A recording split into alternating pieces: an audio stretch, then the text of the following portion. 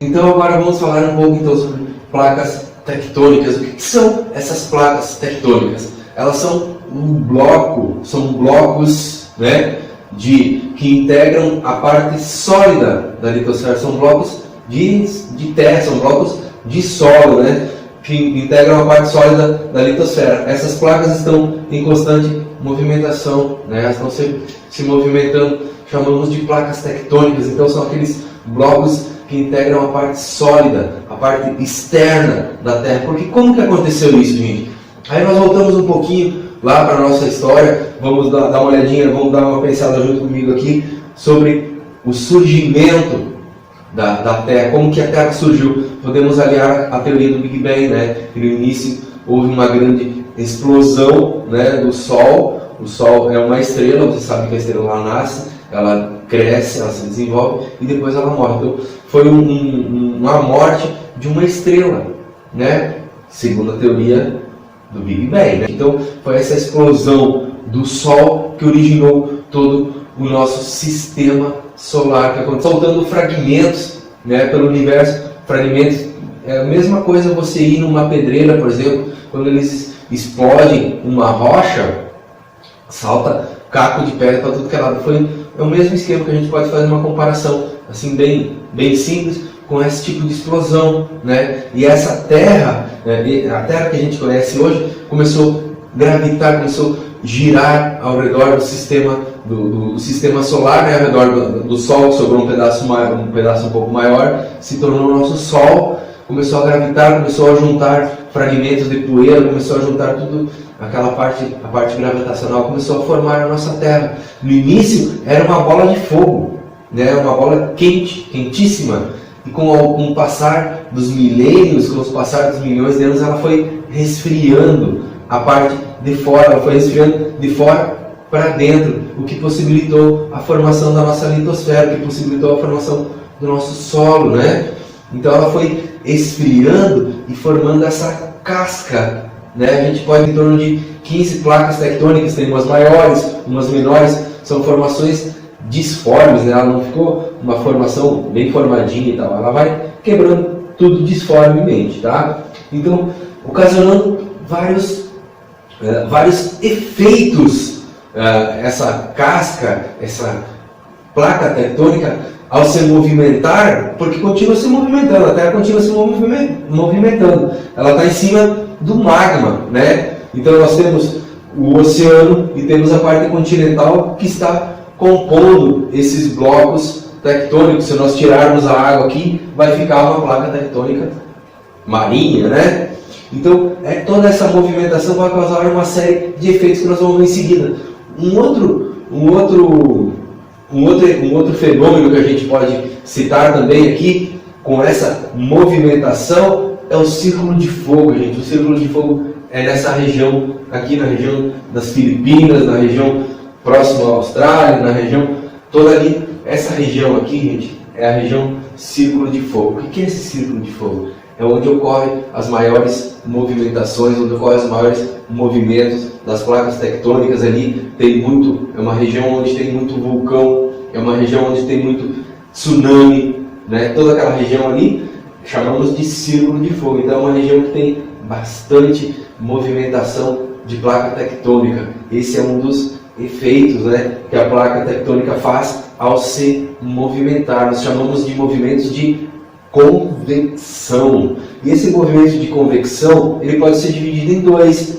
Ele pode ser dividido em zonas de divergência e zonas de convergência.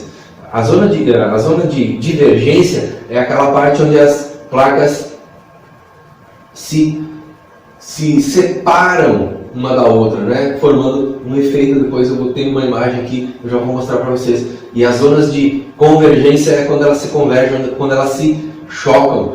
Quando elas se chocam, gente, formam os vulcões nas falhas, a Terra sobe e ali é expelido o magma, né? Forma uma falha, formam os vulcões, formam os tsunamis, formam os terremotos. Esses são os efeitos principais dos movimentos das placas tectônicas, né? Para a nossa realidade brasileira, ó, aqui a placa de Nazca está em convergência com a placa sul-americana, que é a nossa, aqui do Brasil. Ao se encontrarem, ao fazerem um movimento de convergência, tá?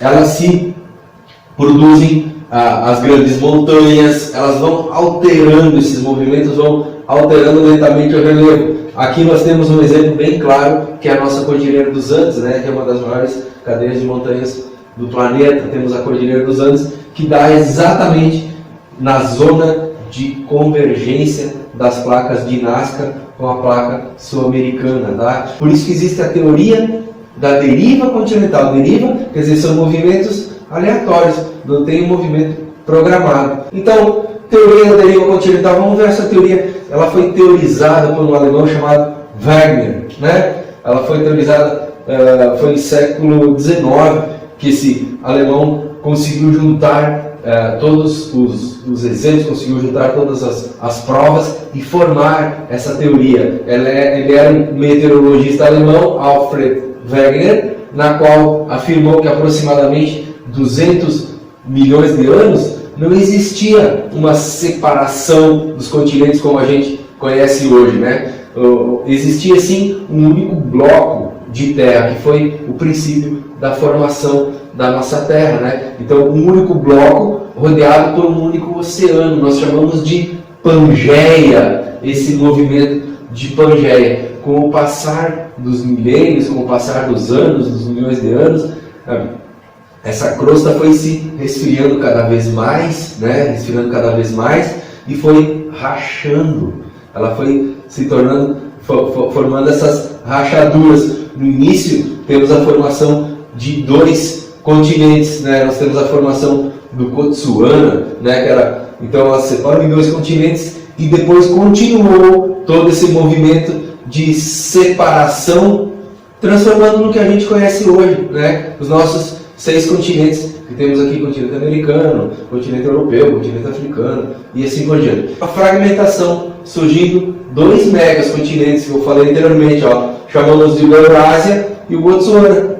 A partir daí os continentes foram se movendo e se adequando até as configurações atuais, né? Então estão sempre em constante movimento. Então no início nós tínhamos um único continente, um único bloco de terra, né? Cercado por um único oceano. Depois ele foi rachando, ele foi esfriando, ele foi se movimentando, né? Com o movimento do magma, ali toda a movimentação ela foi se rachando e foi formando. No início eram 2 continentes, depois até hoje, conhece hoje, tá ok, gente? Então essa é a teoria do alemão Wegener. No início era a Pangeia, que era um único continente, depois ele se transformou em 2 e depois ele se transformou em 6, né? E continua se movimentando. Todos esses movimentos dessas placas tectônicas têm consequências, têm reações. Aqui novamente a imagenzinha para vocês perceberem bem a movimentação das placas tectônicas e o que ela pode, os seus